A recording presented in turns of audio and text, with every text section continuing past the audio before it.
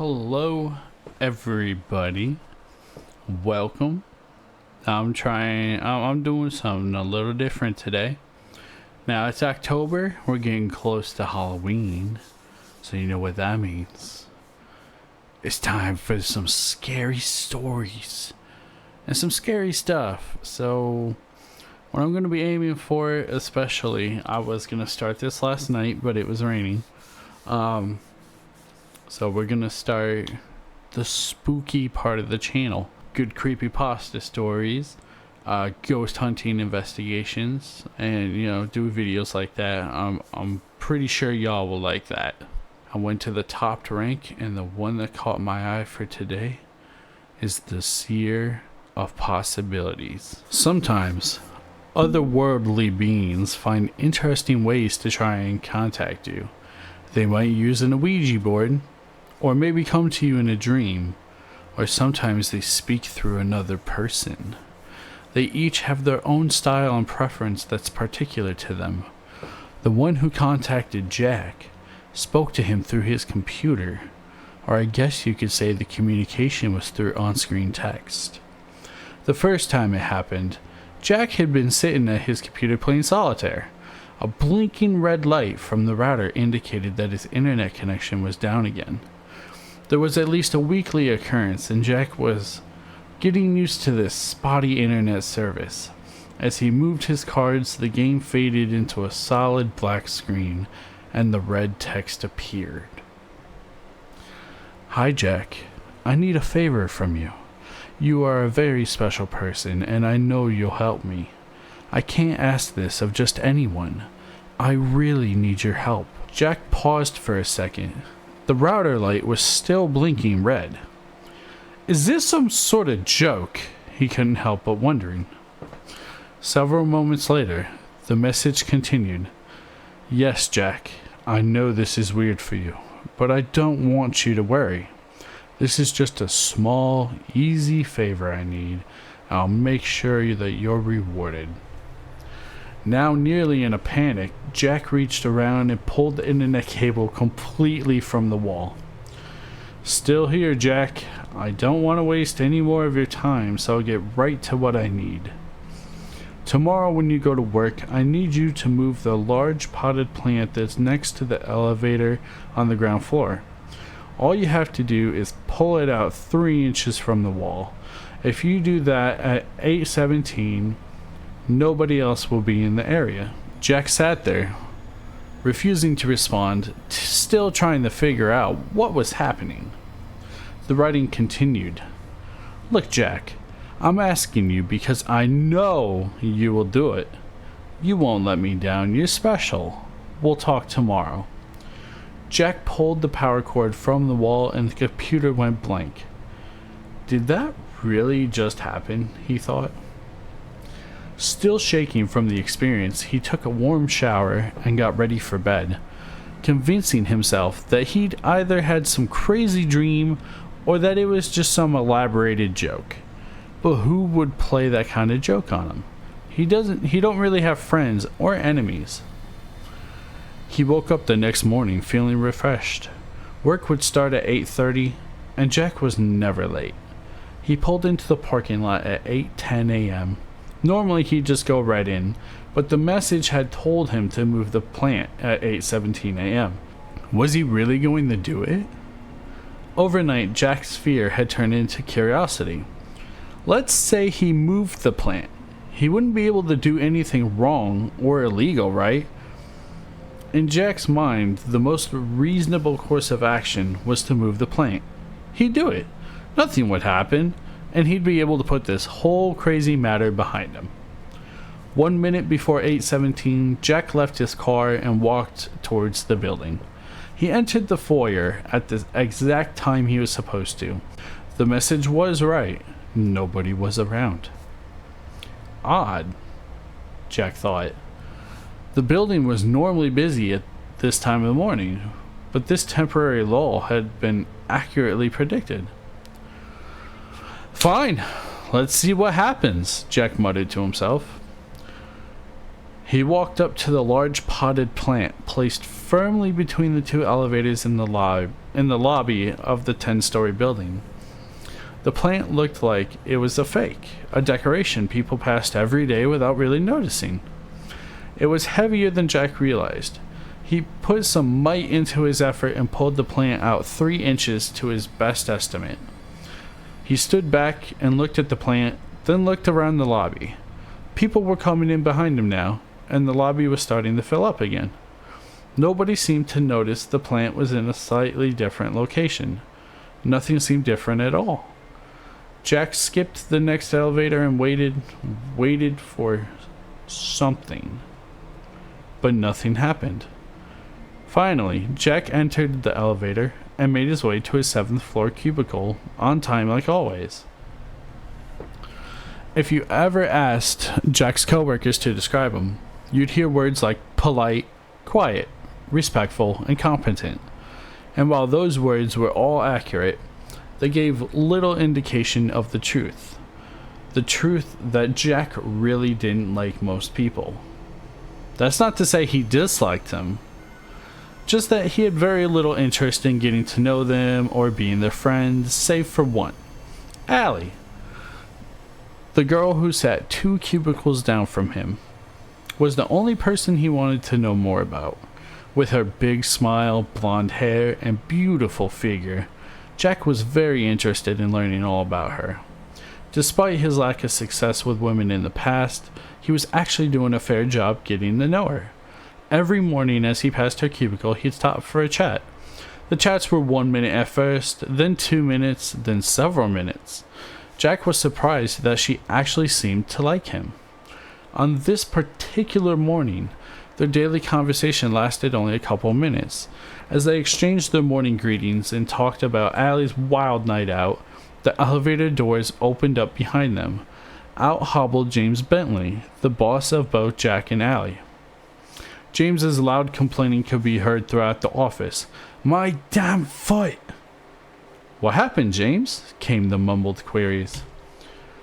"It's that damn plant they have in the lobby. I ran right into it and twisted my ankle." "James, you could barely walk. You need to go to the hospital," came Allie's concerned reply. "Can't do it now. I have meetings all day, too important to cancel. I'll just have to tough it out." Jack, feeling stunned, left Allie's cubicle mid-conversation and sunk down in his chair. It was his fault. He was sure of it. How could he have been so stupid and careless?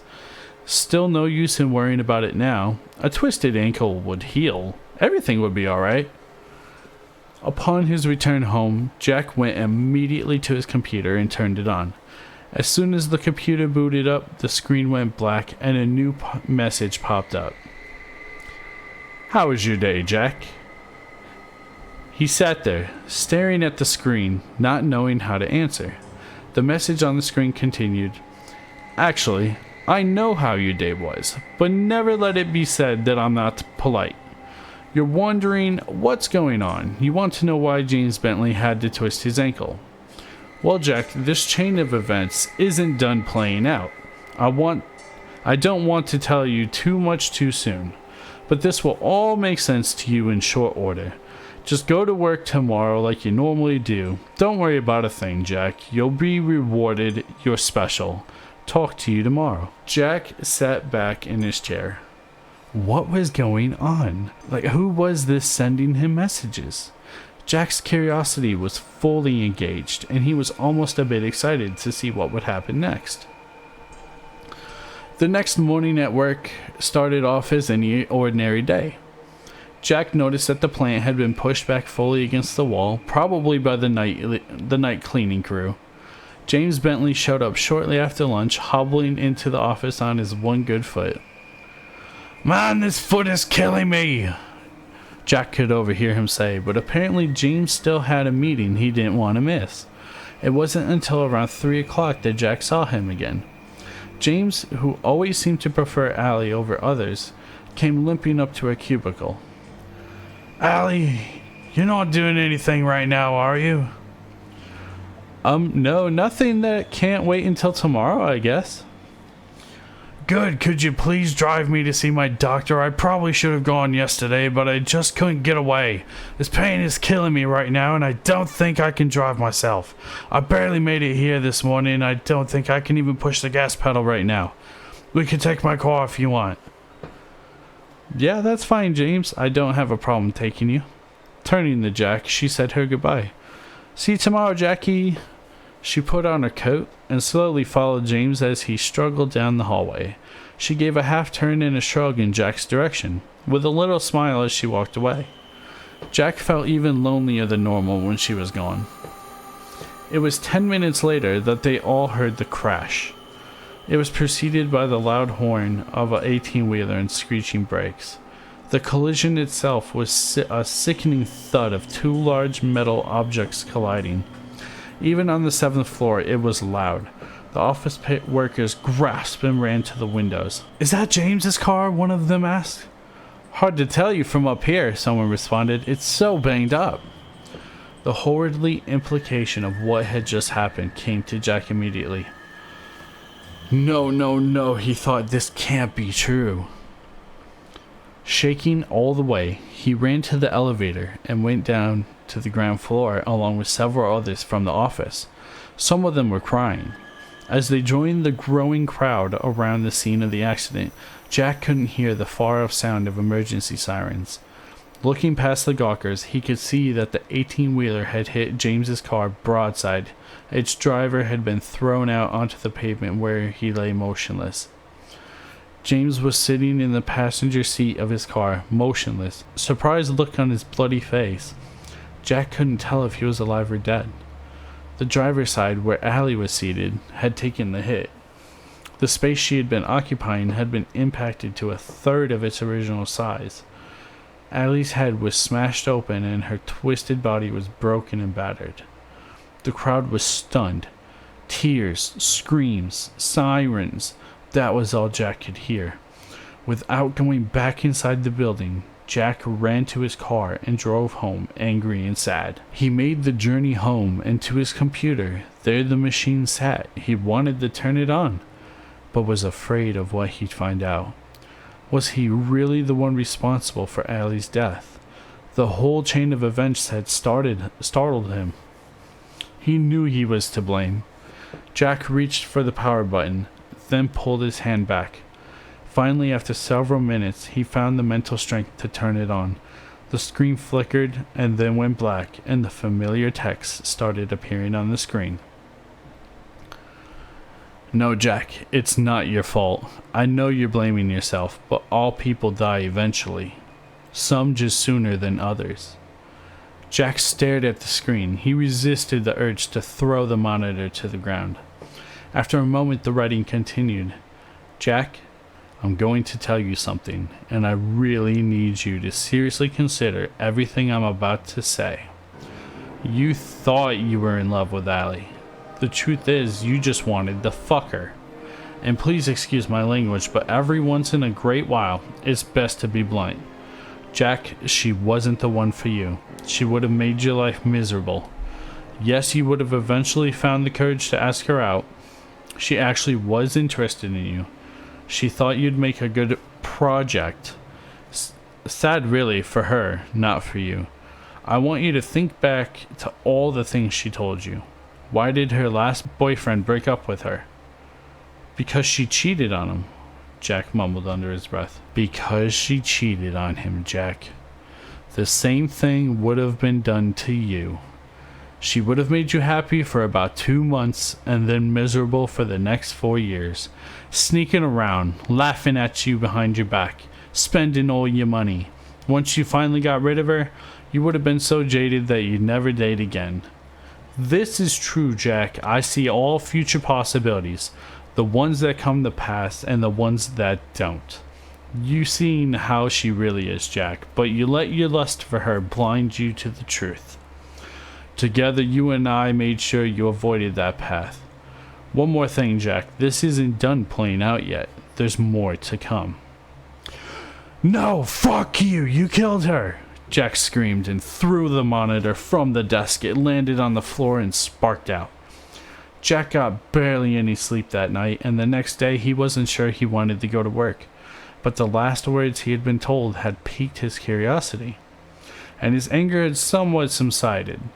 No work was done that day at the office. The company brought in grief counselors, people shared their thoughts, they cried, they hugged. James had actually survived the accident but was in a coma. The doctors thought he might recover eventually, but nobody was really sure. Late in the afternoon, Jack was approached by Diego Salbarra, the head of the division. Diego was blunt and upfront, and he offered James's position to Jack.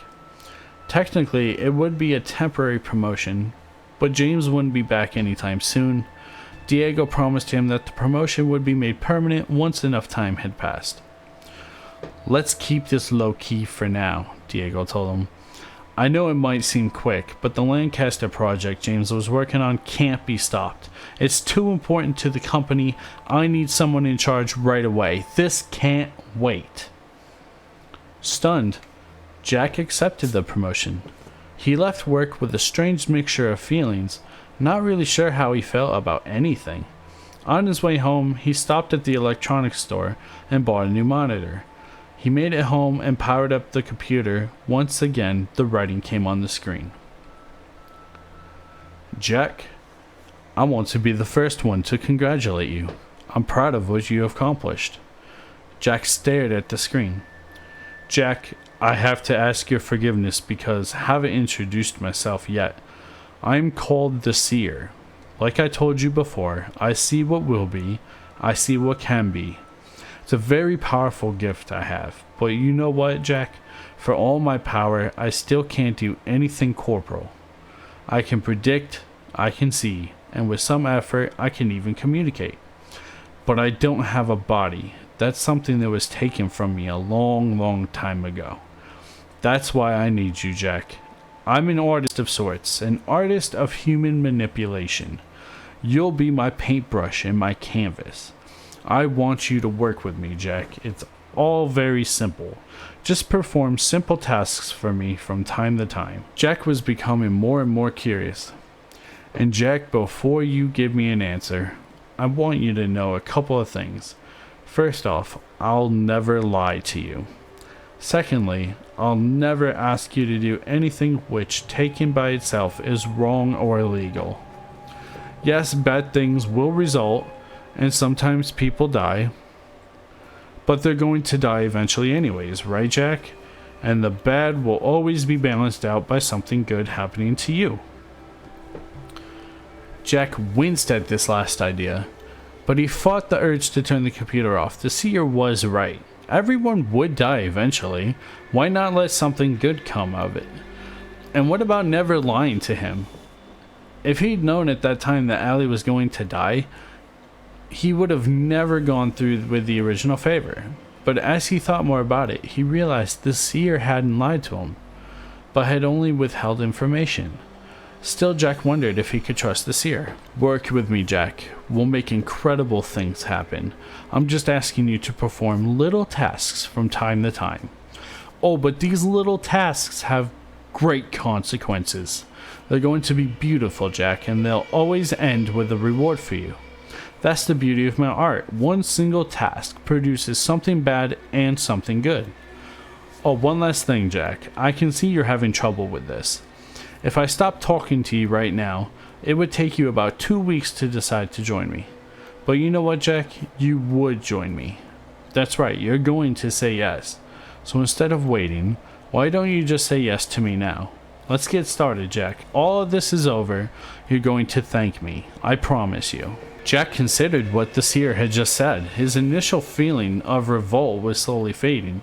He paused, and then for the first time, he placed his fingers on the keyboard and responded directly to the Seer.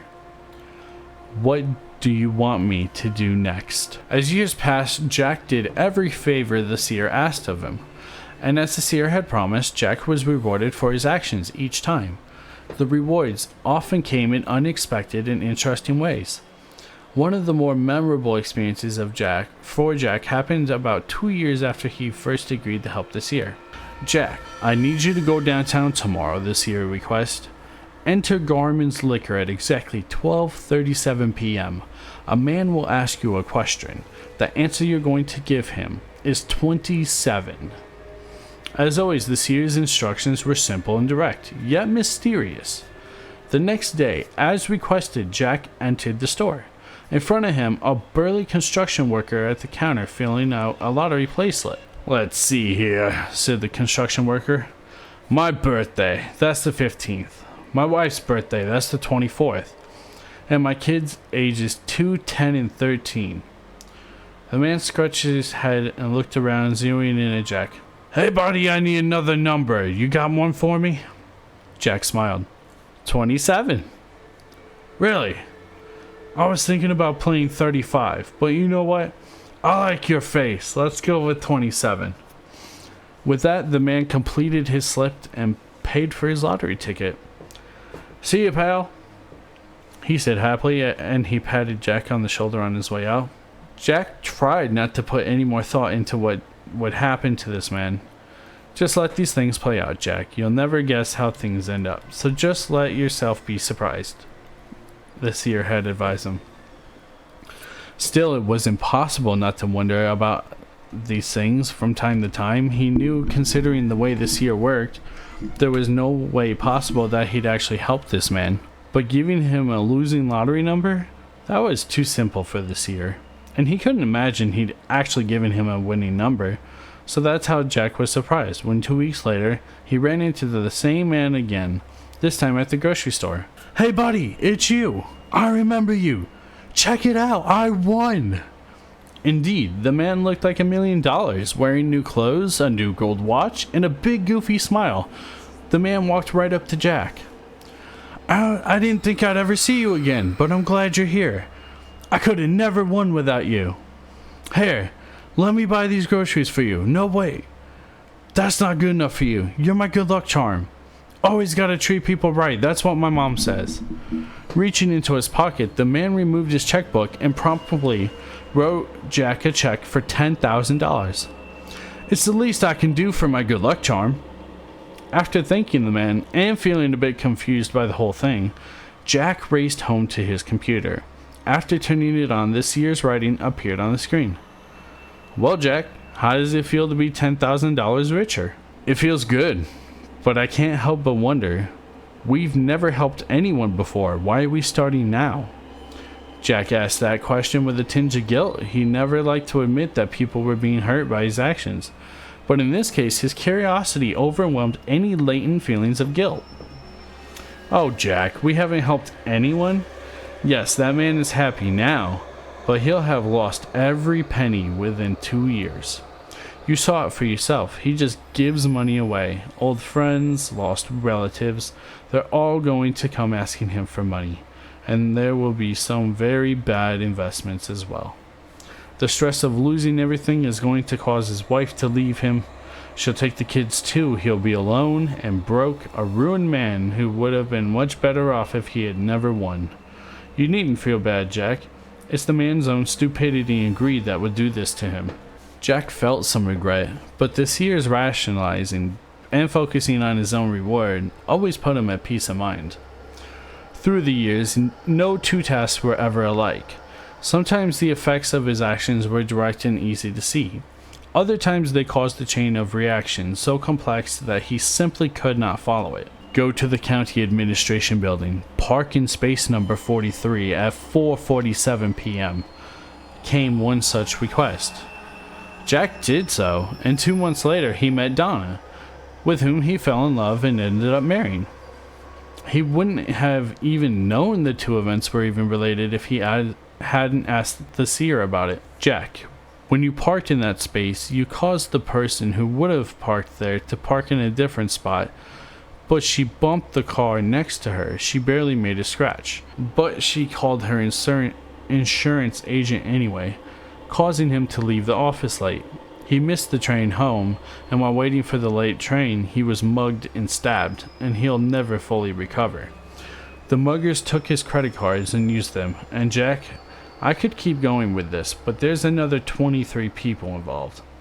Sometimes these favors are going to be very complicated, and let's just say your action ultimately caused Donna to be in the exact right place for you to meet her." Jack's relationship with the Seer grew.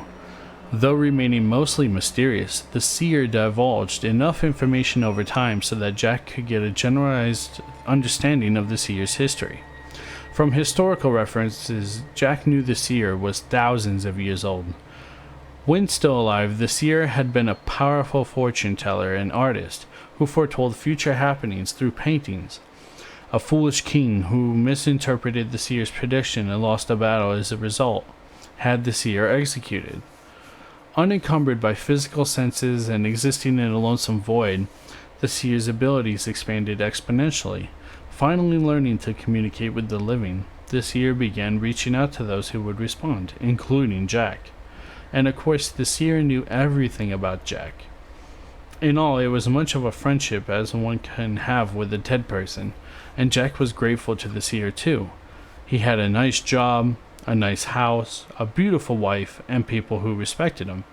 He was happy, which is something he never really felt before the Seer contacted him. 12 years in total passed. 12 good years for Jack. Task after task was completed. Usually about one every month, Jack, sitting in the office of his large rural house, was contacted by the Seer once again. "Hi Jack, I have a favor to ask you. This one's the easiest yet. You don't even have to get up. Call Riago's Pizza in exactly 2 minutes. Let the phone ring 3 times, then you can hang up." Jack smiled. Nice and easy. He no longer wondered about how these tasks would play out. He trusted the Seer and simply did as he was told. Jack made the call exactly 2 minutes later.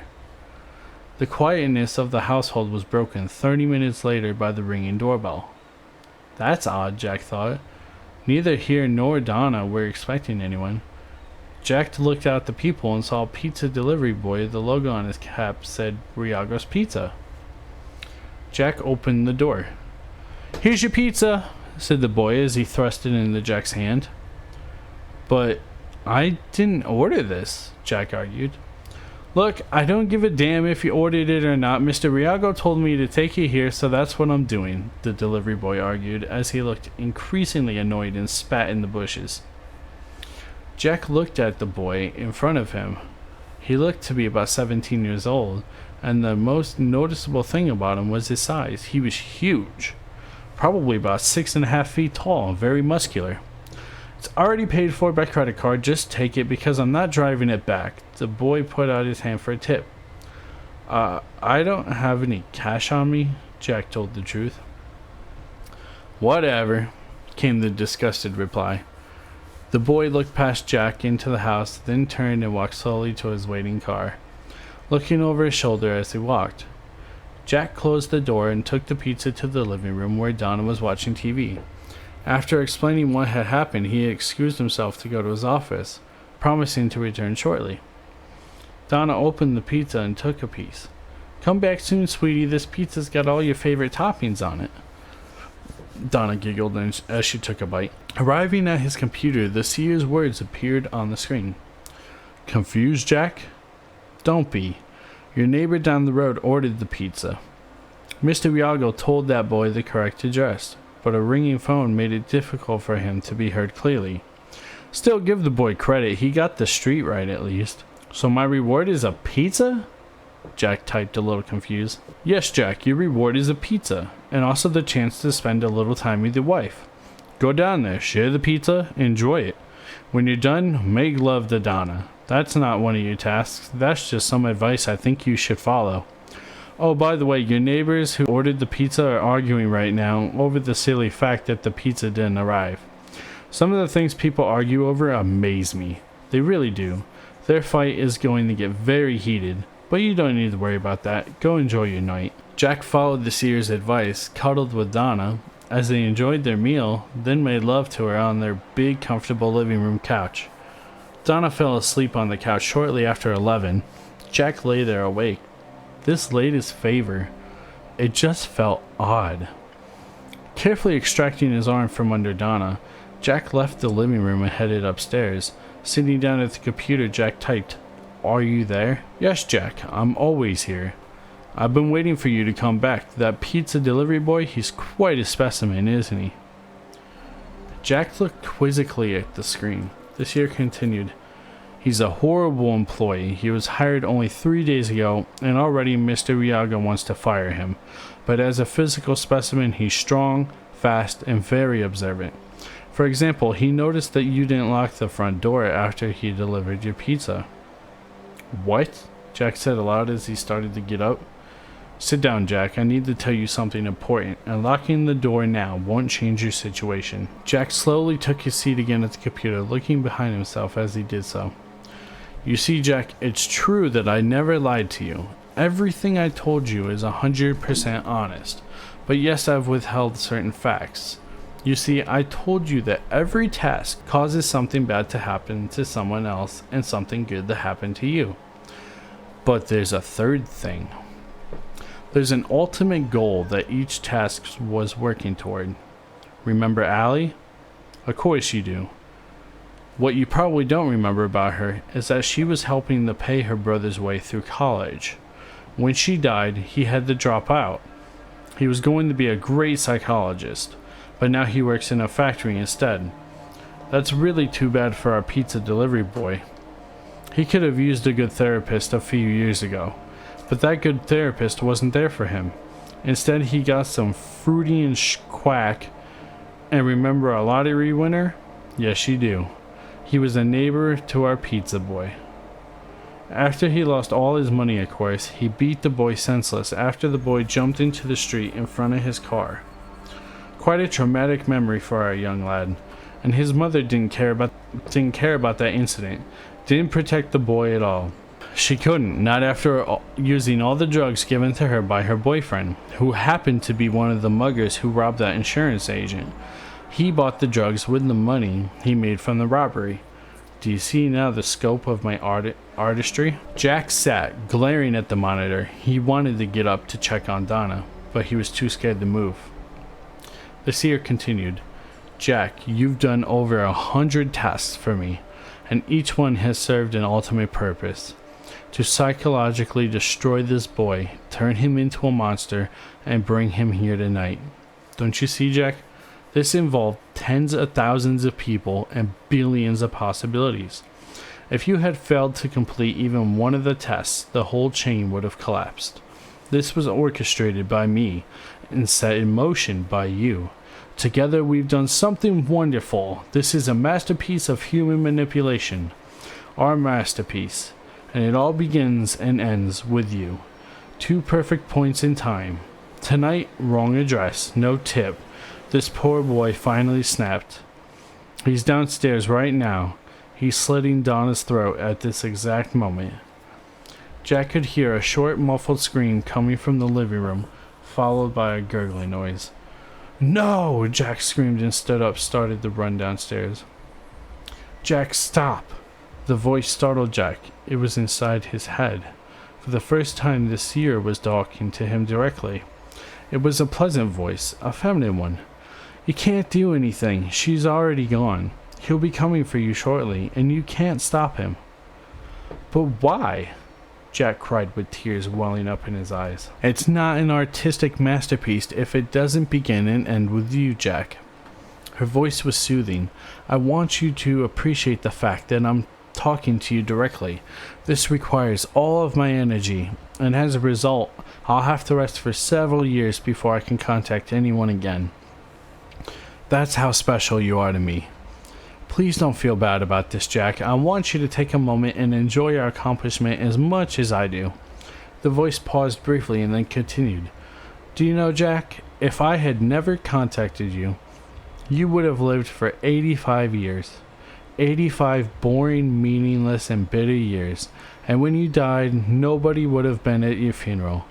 I gave you 12 great, meaningful years. You were happy and together, something beautiful, something unique. Jack paused a minute and considered his 12 years of happiness, and his tears of sorrow mixed with tears of joy. He turned and looked at the computer while behind him.